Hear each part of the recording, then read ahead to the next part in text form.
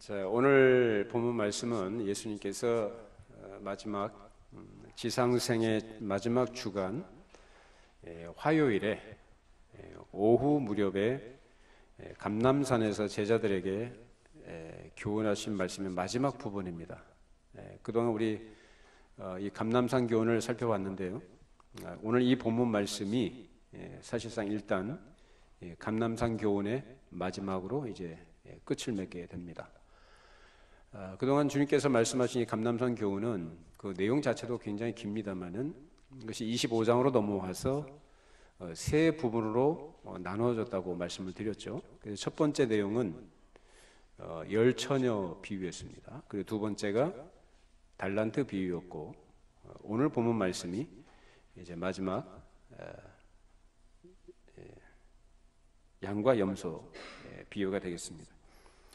이 양과 염소의 비유는 이제 마지막 대심판 때에 하나님께서 사람을 둘로 구분하신다는 것을 말씀하신 거예요. 그래서 이 상을 주시기 위해서 심판하시는 성격이 아니고 기본적인 심판을 말씀하신 겁니다. 기본적이라 함은 이제 신자와 불신자, 또 하나님 나라에 속한 자와 그렇지 않은 자를 구분하신다는 의미를 갖습니다. 저번에 우리가 말씀 나눴던 것처럼 사도 바울이 어떤 공적을 얘기할 때 그 공적이라는 것은 우리 어떤 행한 것 있지 않습니까? 무엇을 어떻게 했느냐에 따라서 그것이 남기도 하고 없어지기도 할 것이다라고 이렇게 그런 성격의 심판을 얘기했습니다. 근데 오늘 이 본문 말씀은 그런 성격의 심판이 아니고 구분하는 거예요. 하나님께 구원받은 자냐, 구원받지 못한 자냐라는 것으로 구분하신다는 겁니다. 자, 양과 염소로 표상된 사람들이 이 세상에는 한 사회와 국가를 이루고 살아갑니다. 그래서 두 부류의 사람들이 한 사회를 이루고 살아간다는 거죠. 그런데 각기 속해 있는 나라가 달라요. 한 부류는 하나님 나라에 속한 자고 한 부류는 이 세상에 속한 자들입니다. 그래서 양과 염소로 이렇게 말씀하실 때 양은 오른편에 있는 양, 그것은 곧 의인들을 지칭하는 것이고, 왼편에 있는 염소는 불의한 자들, 즉 악인들을 그렇게 지칭을 하는 것입니다. 자, 이렇게 서로 다른 두 개의 세상에 속해 있는 사람들이 지금은 같이 섞여서 살고 있기 때문에 사람이 볼 때는, 겉으로 볼 때는 다 똑같아 보입니다. 차이가 없어 보이죠. 그렇지 않습니까? 단지 차이가 있다라고 얘기하는 정도는 어떤 정도냐면 문화가 다르다는 것, 그리고 성격이 다르다는 것, 종교가 다르다는 것, 어떤 지식의 수준이 다르다는 것, 이 정도겠죠. 근데 그것은 별 차이라고 얘기는 하지 않습니다. 근데 분명한 차이는 예수님께서 이 땅에 재림하실 때에 거기서 그 사람이 어느 세계에 속해 있는 사람인가가 분명하게 드러난다는 것입니다. 그래서 예수님께서 천사들과 함께 재림하실 때 그 영광의 보좌에 앉으실 것이고 그 앞에 모든 민족을 불러 모아 구분하실 것입니다. 그때 낙원으로 가든지 음부로 가든지 하는 것은 예수를 믿고 그 공로를 의지한 사람인가 아닌가에 따라 갈린다는 겁니다. 오늘 본문에 주님께서 심판자로서 재판하실 때 형벌을 받을 자와 그리고 영원한 복을 받을 자를 나누시면서 선언하신 말씀이 있는데요. 주보에는 제가 넣지 않았습니다. 자, 성경 오늘 본문 보시면서 오늘 본문 구절을 읽어 나가시겠습니다. 34절 읽어 보십시다. 그때에 임금이 그 오른편에 있는 자들에게 이르시되 내 아버지께 복 받을 자들이여 나와 창세로부터 너희를 위하여 예비된 나라를 상속받으라. 자, 오른편에 있는 자들에게 아버지의 복 받을 자들이다 라고 말씀하시면서 영원한 복을 받으라 라고 선언하셨습니다. 그리고 그 이하에 보면 그들이 세상에서 어떻게 생활했는가, 그들의 삶의 내용들을 예수님께서 말씀하셨어요. 35절 36절을 보십시다. 내가 줄일 때에 너희가 먹을 것을 주었고 목마를 때에 마시게 하였고 나그네 되었을 때에 영접하였고 헐 벗었을 때에 옷을 입혔고 병들었을 때에 돌보았고 옥에 갇혔을 때에 와서 보았느니라. 자, 이게 심판 주신 주님께서 하신 말씀이에요. 너희들이 이런 일을 했다. 여러분 보실 때 이것이 선한 일입니까? 악한 일입니까? 선한 일이죠. 좋은 일입니다. 자, 근데 이렇게 좋은 일들이 우리 기독교에만 있느냐라는 거예요. 다른 종교에도 있고 불신자들도 이 일을 얼마든지 하는 일들입니다. 다 잘하는 일들입니다. 자, 그런데 이런 주님의 그런 말씀에 대해서 의인들은 자기들이 그런 일을 한 적이 없다라는 의미로 얘기를 합니다. 그러니까 자기들이 한 일이 생각이 안 난다는 거예요. 우리가 언제 그런 일을 했습니까? 굉장히 중요한 표현입니다. 우리가 언제 그런 일을 했습니까? 주님, 우리가 언제 그런 일을 무슨 나팔불 만한 큰 일을 한 것도 아니고 대단한 일도 아니고 무슨 기억에 남을 일만한 그런 가치가 있는 일이 아니었다라는 것입니다. 그러니까 주님께서 다시 하신 말씀이 40절 말씀에 뭐라고 하십니까? 임금이 대답하여 이르시되 내가 진실로 너희에게 이르노니 너희가 여기 내 형제 중에 지극히 작은 자 하나에게 한 것이고 내게 한 것이니라 하시고. 지극히 작은 자인데 누구요? 여기 내 형제 중이에요. 그 형제는 누굴 얘기할까요? 옆에 사람들이에요. 예수 믿는 신자들, 믿음의 권속들을 얘기합니다. 그럼 불신자들은 대상이 아닌가요? 그 다음 문제입니다. 여기 내 형제 중에 어떤 자요? 지극히 큰 자요, 작은 자요? 작은 자. 그야말로 연약하고 나약하고 어려움 가운데 있는 사람을 지극히 작은 자로 표현합니다. 누군가로부터 도움을 필요로 하는 위치에 있는 사람. 그래서 성경식으로 얘기하자면 객과 고아와 과부라고 얘기합니다. 그래서 야고보서는 그걸 얘기하죠. 참된 경건에 대해서 얘기할 때 고아와 과부를 돌보는 것이 뭐라고요? 참된 경건이다 라고 말합니다. 그래서 이렇게 연약한 자, 지극히 부족한 사람, 어떤 결함이 있는 사람들, 그런 사람들을 돌봐주는 거예요. 다른 말로 얘기하면 구제하는 겁니다. 선한 행위, 선행이고 구제라고 할 수 있는 거죠. 그런 것들을 할 때 사람을 도와준다고 할 때 대단한 것이 아니고 조금 도와준 거예요. 근데 그 조금 도와준 것인데 그걸 주님께서는 누구에게 한 것으로 인정하신다고요? 나에게 한 것으로. 그것을 바로 주님 당신께 한 것으로 간주해 주신다라고 칭찬하신 것입니다. 그리고 같은 문제를 가지고 왼쪽에 있는 염소들을 향해서 예수님 말씀하신 것이 41절에 있죠. 같이 읽어보십시다. 또 왼편에 있는 자들에게 이르시되 저주를 받은 자들아 나를 떠나 마귀와 그 사자들을 위하여 예비된 영원한 불에 들어가라. 이건 앞으로 있게 될 일입니다. 주님 앞에 서게 됐을 때 이러한 악인들을 향해서 예수님께서 분명하게 아주 무시무시한 선언을 하십니다. 마귀와 그에 속한 자들을 위해서 예비된 영원한 불에 들어가라. 이렇게 구분이 분명하게 나타나는데 하나는 낙원으로 들어가고 하나는 지옥으로 들어갑니다. 그리고 이것은 사람이 죽은 다음에 즉시 발생하게 되는 영혼의 상태인데 지금 여기서는 영혼뿐만 아니라 마지막에 다 같이 주님 앞에 서서 심판을 받는 것으로 표현하고 있습니다. 그래서 영원한 복과 영광에 들어가든지 영원한 저주와 형벌에 들어가든지 하게 되는 것인데 그것을 가르는 기준에 대해서 45절에서 46절에 말하고 있습니다. 이에 임금이 대답하여 이르시되 내가 진실로 너희에게 이르노니 이 지극히 작은 자 하나에게 하지 아니한 것이 곧 내게 하지 아니한 것이니라 하시리니 그들은 영벌에 의인들은 영생에 들어가리라 하시니라. 지극히 작은 자 하나에게 하지 아니한 것이 누구에게 하지 않은 것이라고 합니까? 나에게 하지 아니한 것이다. 나와 관계가 없는 거다라고 말씀하십니다. 그래서 여러분 오해하지 마시고요. 주의하실 것이 뭐냐면 이 구제라는 것이 이유가 되어서 영벌에 들어가거나 영원한 복을 받는다는 그런 것을 말하는 게 아닙니다. 아까도 말씀드린 것처럼 구제라는 것, 이 선한 행위라는 것은 다른 종교나 불신자들도 하는 것입니다. 그런 점에서 볼 때는 우리 기독교나 다른 종교나 별 차이가 없습니다. 다 좋은 것으로 얘기하고 그것을 권장하죠. 자, 그러면 그렇게 나타나는 것이 무엇으로부터 나타나온 것이냐가 중요한 관건이 되겠죠. 겉으로 할 땐 다 똑같아 보인다라는 거예요. 근데 그것이 그 행위가 무엇에 근거해서 나온 거냐라는 겁니다. 결국 이 두 부류의 정체가 뭐냐?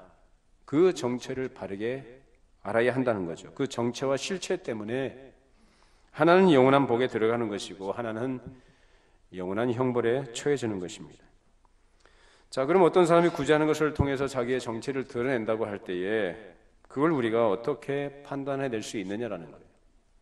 믿는 사람이나 안 믿는 사람도 구제를 잘하고 그것을 귀한 것으로 여기는데 그것으로 영원한 복을 받을 자인지 형벌을 받을 자인지 누가 어떻게 아느냐 이거죠. 알 수 있습니까? 우린 몰라요. 사람이 행하는 그 행위는 다 인정하는 것들이고 다 칭찬할 만한 일들이라는 거예요. 근데 그것이 과연 그 사람이 영생을 받을 자인지 그것을 가지고 영벌을 받을 자인지 누가 아냐? 우리는 몰라요. 근데 누가 아십니까? 심판자이신 주님만이 아십니다.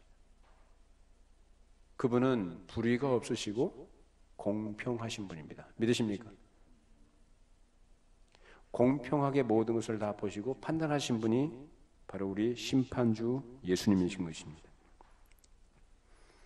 그렇게 해서 예수님께서 심판장으로서 그 불의와 의를 구분해내시고 거기에 따라서 갚아주신다고 할 때 거기에서는 예수님이 누구로 등장하느냐?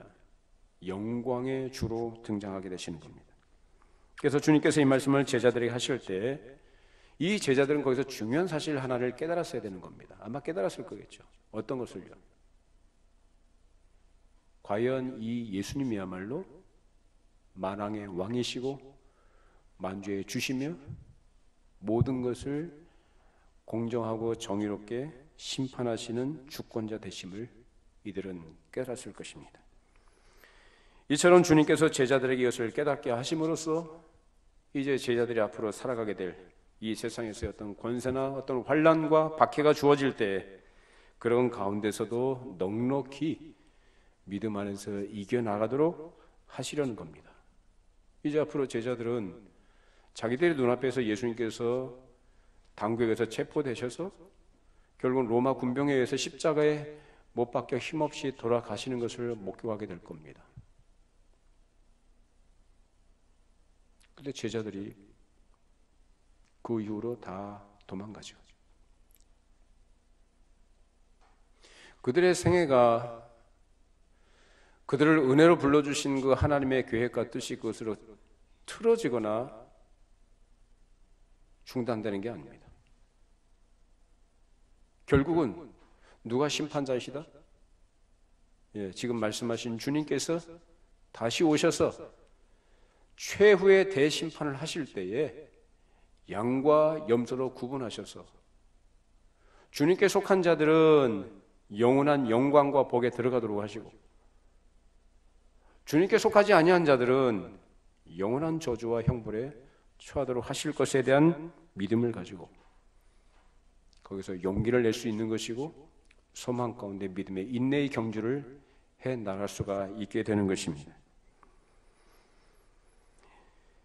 그것은 제자들 뿐만 아니라 주를 믿는 모든 신자들이 오고는 모든 세대에 이 세상과 더불어 싸워갈 때 그런 처절한 환경 속에서 어려운 환경 속에서 이겨나도록 하는 하나님의 은혜인 줄로 믿습니다.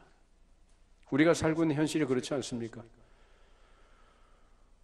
저는 목회자로서 또 목사 노릇을 하고 있고 여러분들은 예수를 믿는 신자로서 신자 노릇을 하면서 이 세상을 살아갈 때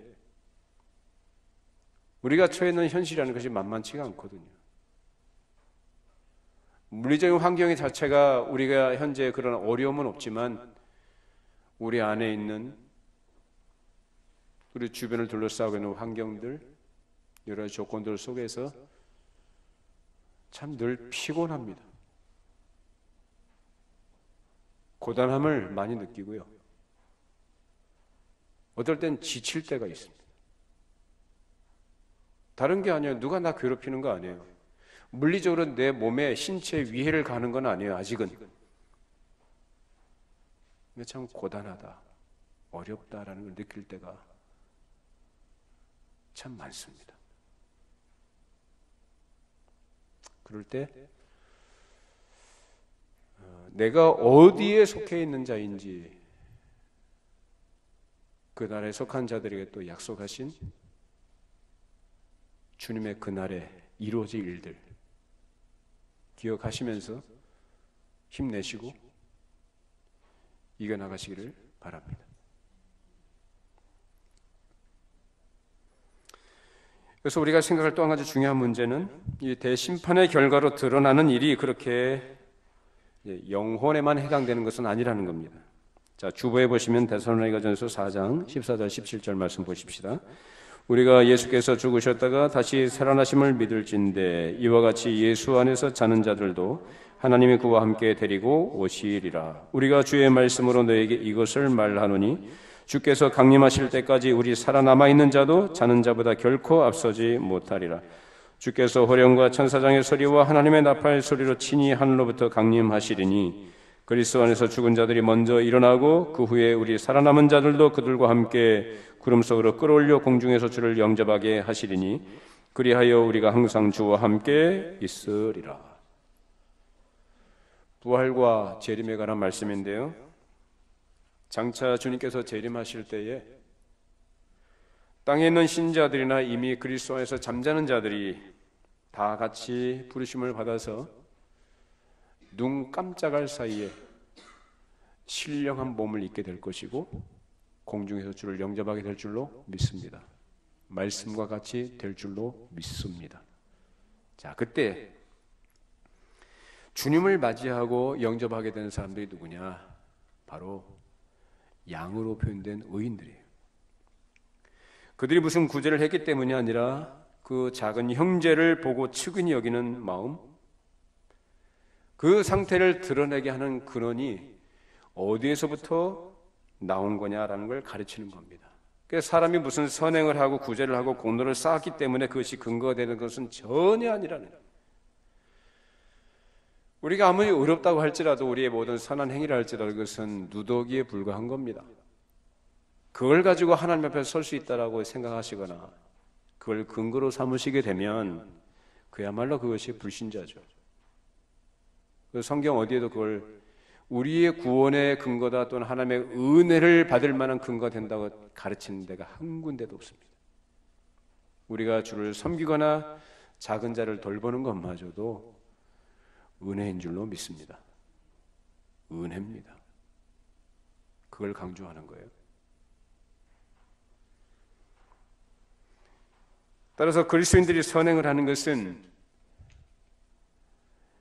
무슨 더 큰 은혜를 받거나 어떤 복을 받거나 인정을 받기 위해서거나 또는 구원을 받기 위해서 하는 게 아니고 이미 구원을 받았기 때문에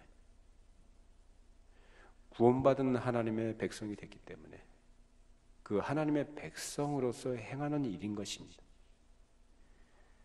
자, 에베소서 2장 4절로 7절 말씀 읽어보십시다. 긍휼이 풍성하신 하나님이 우리를 사랑하신 그 큰 사랑을 인하여 허물로 죽은 우리를 그리스도와 함께 살리셨고 너희는 은혜로 구원을 받은 것이라. 또 함께 일으키사 그리스도 예수 안에서 함께 하늘에 앉히시니 이는 그리스도 예수 안에서 우리에게 자비하심으로써 그 은혜의 지극히 풍성함을 오는 여러 세대에 나타내려 하심이라. 허물과 죄로 죽었던 우리들을 그리스도께서 그 공로로 그 희생으로 우리를 살리셨고 우리가 구원받은 것은 하나님의 사랑과 은혜로 된 줄로 믿습니다. 우리는 자랑할 것이 아무것도 없어요. 은혜로 사는 인생이에요. 은혜로 부름받았고 은혜로 살고요, 은혜로 행하는 겁니다. 모든 영광 주님이 받으시기를 바랍니다. 그것이 우리의 소원이 되어야 되는 것이고 우리의 기쁨이 되어야 되는 것이고 그것이 우리의 참 만족이 되어야 되는 것이 마땅합니다. 주님만 높임 받으시고 주님의 은혜만이 자랑이 되고 주님의 은혜의 결과로 이렇게 됐습니다라고 주님을 찬송할 때 그것이 우리의 기쁨이 된다. 저도 그렇습니다만 우리 모든 여러분들이 동일한 믿음의 고백으로 우리 하나님을 찬송하시기를 바랍니다.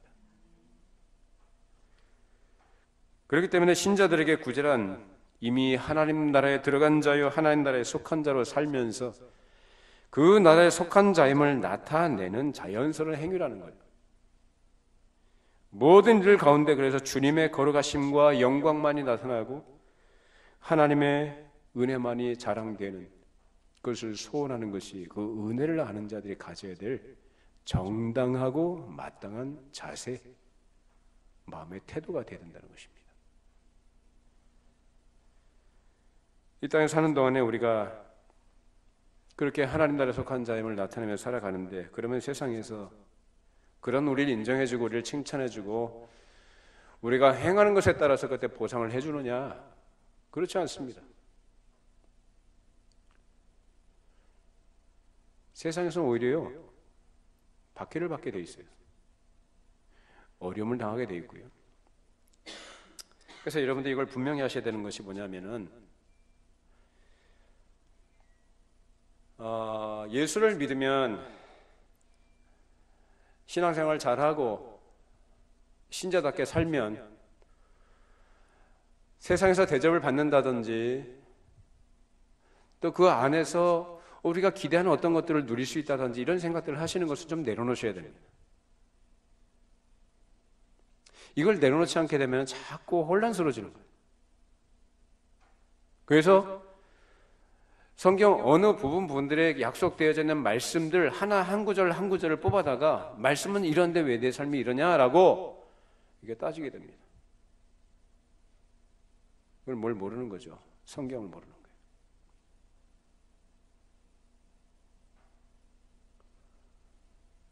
그래서 시편에도 37편에도 그렇고 73편에도 마찬가지 같은 말씀이 기록이 되어 있죠. 악인들의 형통을 부러워하는 신자들에게 주시는 말씀들이에요. 근데 내가 하나님을 섬기는 이렇게 고난을 당하냐? 내 왜 어렵만 생기느냐? 꼭 기억하시기 바랍니다. 내가 불의를 행하고 내가 말씀을 거스르는 것 때문에 당하는 고난은 당연한 것이죠. 근데 우리가 주를 위하여 당하는 고난은 그것이 우리에게 영광인 줄로 믿습니다.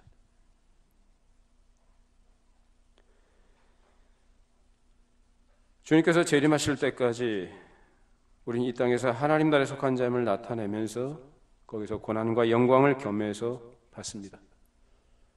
현재 보이는 교회를 통해서 증거되고 나타나는 하나님 나라와 그 속에 있는 백성인 교회의 회원들은 영광에 참여한 자들로서 세상에 사는 동안에 그런 여러 가지 어려움과 고난을 받게 됩니다. 그러나 주님께서 재림하실 때 그 날이 우리가 기대하고 소망하는 날이 되는 것이죠. 왜요? 그때 주님께서 재림하셔서 가르신다고 했잖아요. 그때 교회의 모든 대적들과 하나님 나라를 거스르고 회방했던 자들, 마귀와 그 모든 원수들이 멸망하게 될 것이고, 그때에 우리 주님, 그 예수님의 이름은 모든 이름 위에 뛰어난 영광을 얻게 될 줄로 믿습니다. 자, 빌립보서 2장 9절로 11절 말씀. 이름으로 하나님의 그를 지극히 높여 모든 이름 위에 뛰어난 이름을 주사 하늘에 있는 자들과 땅에 있는 자들과 땅 아래에 있는 자들로 모든 무릎을 예수의 이름에 꿇게 하시고 모든 입으로 예수 그리스도를 주라 시인하여 하나님 아버지께 영광을 돌리게 하셨느니라. 예수께서 장차 심판주로 재림하실 때 그 재림하시는 것은 당신의 영광을 나타내시기 위함줄로 믿습니다. 만왕의 왕이시며 만주의 주가 되신 그분이 대심판을 행하심으로써 그 영광과 권세가 충만한 하나님 나라가 나타날 때 우리는 그 영광에 참여하게 될 줄로 믿습니다. 우리 믿는 자들은 그때까지 이 땅에서 어떠한 일을 겪으며 어떤 환경 속에서 살아가는가. 자, 빌립보서 1장 29절 말씀. 그리스도를 위하여 너에게 은혜를 주신 것은 다만 그를 믿을 뿐 아니라 또한 그를 위하여 고난도 받게 하려 하심이라. 주님께서 낮아지시고 비참해지시고 온갖 고난을 당하신 이후에 높아지셨습니다. 우리는 주님의 뒤를 따르는 자들이고 그와 연합된 자들인 줄로 믿습니다. 그렇다면 우리도 마찬가지로 이 땅에서 어떤 영광을 얻거나 이 세상의 칭찬과 자랑과 어떤 이 세상의 어떤 기대하는 것들을 얻는 것이 우리의 삶의 내용들이 아니고 추구할 것도 아니고 비고 비워진 마음으로 오직 그 비워진 가운데 하나님의 은혜로 채워지고 은혜로 사는 인생으로서 넉넉하게 모든 고난을 이겨낼 줄로 믿습니다.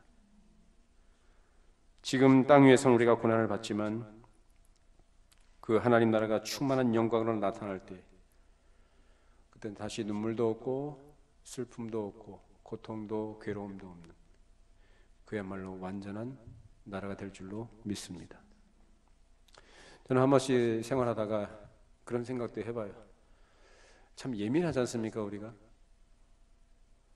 기름값이 얼마나 올랐는가, 기름값이 얼마나 내려갔느냐, 물가가 얼마나 오르냐 내리느냐, 늘 이런 거 막 신경 쓰지 않습니까? 저는 그런 것까지 생각을 해봐요.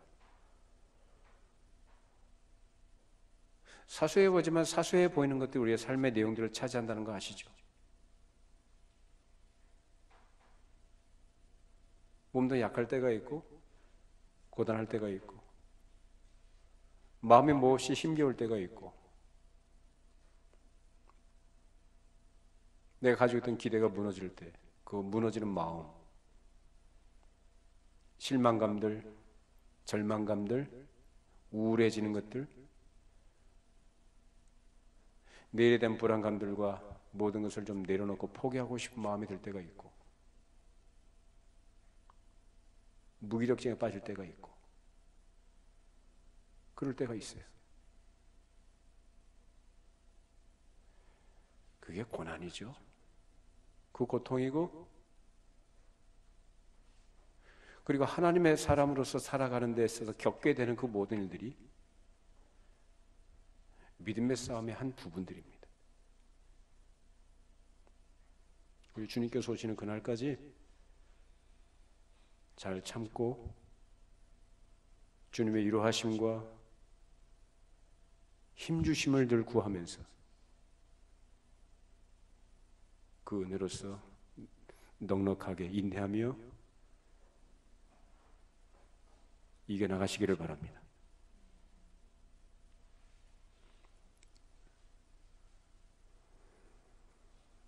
이제 주께서 오셔서 새로운 날이 될 때에 그때 양된 자들은 영복으로 들여보낼 것이고 염소된 자들은 다시는 돌이킬 수 없는 영원한 형벌로 들어가게 될 것입니다. 그것이 공의로우신 심판이요 그 심판의 결과는 또한 완전하며 영원한 것입니다. 그때를 바라보고 소망하면서 우리의 남은 때를 믿음으로 살아야 할 줄로 믿습니다. 양된 자들이 영원한 복으로 들어가는 것은 오직 예수 그리스도의 공로와 하나님의 사랑에 근거한 것입니다. 그렇게 구원받은 자는 이 세상에서 하나님의 자녀로 살면서 주를 위하여 핍박도 받고 고생도 하며 그렇게 살다가 주께서 재림하시기 전에 가게 되면 그 영혼은 낙원으로 가게 될 것이고 불신자의 영혼은 지옥으로 가게 됩니다. 그리고 주님의 재림 때까지 그 낙원과 지옥에 가 있다가 주께서 재림하실 때 낙원으로 가 있던 영혼들은 이 땅에 남겨뒀던 자기의 육체와 결합이 되고 신령한 몸으로 부하게 되고 주님을 영접하게 될 것입니다. 지옥에 있던 영혼들은 자기 몸과 역시 결합을 해서 산채로 마귀와 그 사자들을 집어 던지시는 그 지옥불에 던져지게 될 것입니다. 자, 고린도전서 15장 51절 54절 말씀. 보라, 내가 너에게 비밀을 말하노니 우리가 다 잠잘 것이 아니요 마지막 나팔의 순식간에 호련히 다 변화되리니 나팔 소리가 나매 죽은 자들이 썩지 아니할 것으로 다시 살아나고 우리도 변화되리라. 이 썩을 것이 반드시 썩지 아니할 것을 입겠고 이 죽을 것이 죽지 아니함을 입으리로다. 이 썩을 것이 썩지 아니함을 입고 이 죽을 것이 죽지 아니함을 입을 때에는 사망을 삼키고 이기리라고 기록된 말씀이 이루어지리라. 이 말씀대로 될 줄로 믿습니다. 이 땅에 사는 동안에 그토록 힘구했던 육신들, 연약에 휩싸여서 고통 가운데 신음하고 쇠하여지고 썩을 육신을 갖고 있었지만 이제 그때는 완전하고 거룩하며 신령하며 썩지 아니할 영광의 육신을 갖게 될 것입니다. 우린 그런 새롭고 완전한 사람으로서 이제 우리에게 약속된 그 새하늘과 새 땅에 거하게 될 것이며 그 영원한 나라를 상속받게 될 것입니다. 우리 이 말씀 그대로 될 줄로 믿으시고, 그럼 우리에게 주어진 우리의 생애를 살아갈 때 어떻게 살아가야 될 것이냐? 내가 오늘 양과 염소에 비유해서 말하는 것이 뭐 구제나 선행을 얘기합니다만, 이 구제나 선행이라는 것이 대단한 것은 아니지만 적어도 그것이 하나님 나라에 속한 자로서 하나님 나라적인 사상과 그 생각과 그 마음으로부터 나온 그 하나님 나라의 어떠함을 드러내는 것으로서의 행위라 이거예요.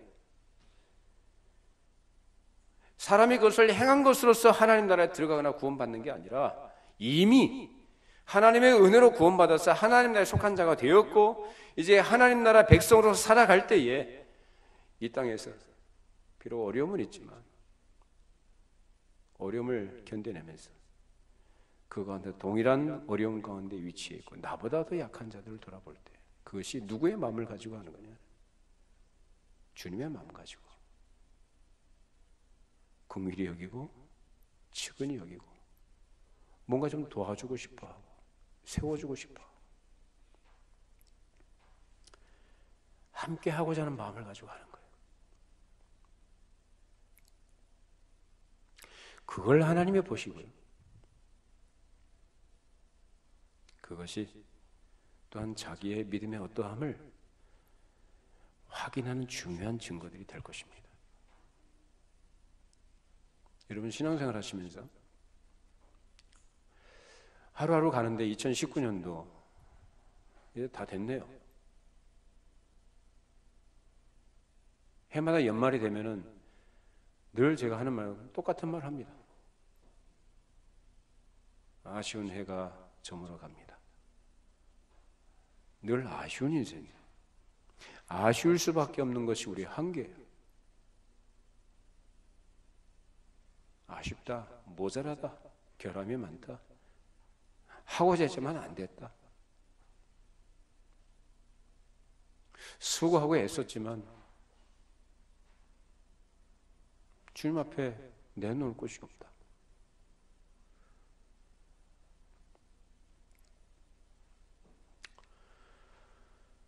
그런 아쉬운 인생이지만 그런 아쉬운 인생을 하나님이 다 아시고 변치 않는 신실하심으로 우리를 지금까지 붙들어 주셨고 인도해 오셨습니다. 그 하나님께 겸손히 감사하시면서 주님, 제가 한 해 동안 이것저것 한다고 했지만 참 온전치 못했습니다. 오히려 게으르고 태만했고 하나님 앞에 불충했던 것이 너무나 많아서 고개를 들 수가 없습니다. 내 마음이 정직하지 못했고 충성한다고 했는데 내 마음의 소원이었지 내 육신이 따라주지 못했습니다. 불쌍히 여겨주십시오. 뭘 한다고 했는데 우리가 주를 위해서 뭘 했습니까? 아무것도 한 것이 없습니다. 오늘 오른편에는 양들로 표현된 이 의인들은 지금 그 마음을 가지고 있습니다. 주님, 우리가 언제 주님을 위해서 그렇게 했습니까? 내 왼편에 있는 염소를 뭐라고 합니까? 주님께 너희들이 이거 안 했다 저거 안 했다 이런 거 저런 거 안 했다고 하니까 동일한 말씀을 가지고 안 했다고 하니까 이들은 뭐라고 합니까? 주님, 우리가 언제 안 했습니까? 우리가 다 했습니다라고 얘기합니다. 그게 바로 악인들이에요. 결국 뭘 했다라고 생각하는 것은 결국 자기가 근거가 돼서 자기를 근거로 해서 자기를 드러내고 자기를 위해서 한 것이에요. 그러니까 주님하고 전혀 상관이 없는 거죠. 그것으로서 자기가 어디에 속했는가를 드러냅니다. 하나님 나라에 속한 자들은 은혜가 뭔지를 아는 자들이고, 그래서 은혜 때문에 은혜로 삽니다. 연약하고 결함이 많은 인생이지만 주께서 은혜로 지금까지 지켜주셨고 은혜로 감당케 하셨습니다. 모든 것이 주께서 주시는 은혜입니다. 그런 마음을 가지고 우리가 주 앞에 설 수 있기를 바랍니다. 우리가 한 것이 있어서 서는 게 아니라 한 것이 없으니까 은혜로 선다는 겁니다. 겸손하게 서시고,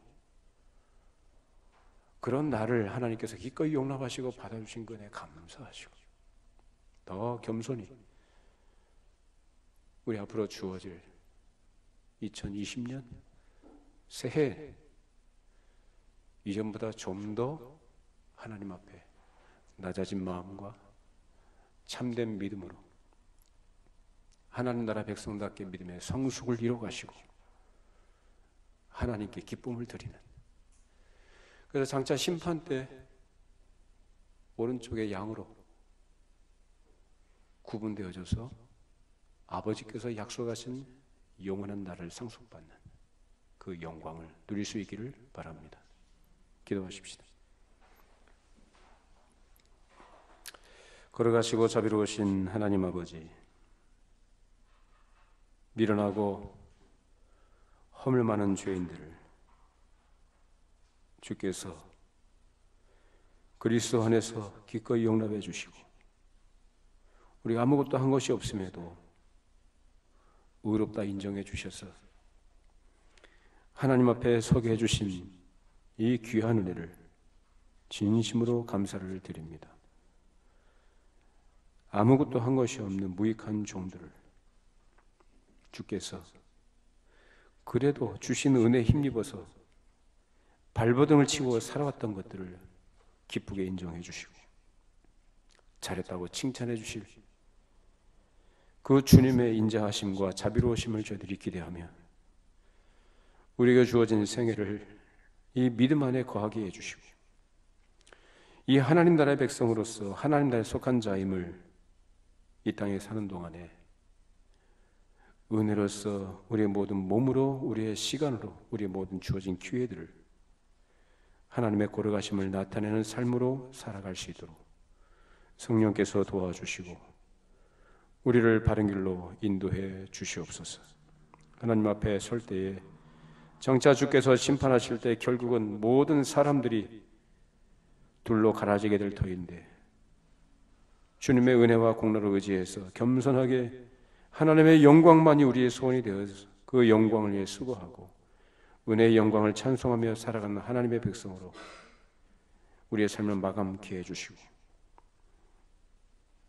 주께서 오시는 그날에 주께서 약속하신 영원한 영광에 우리 모두가 이 자리에 있는 사람들이 한 사람도 낙오됨이 없이 그 복됨에 참여하도록 축복하여 주시옵소서. 예수님의 이름으로 기도하옵나이다. 아멘.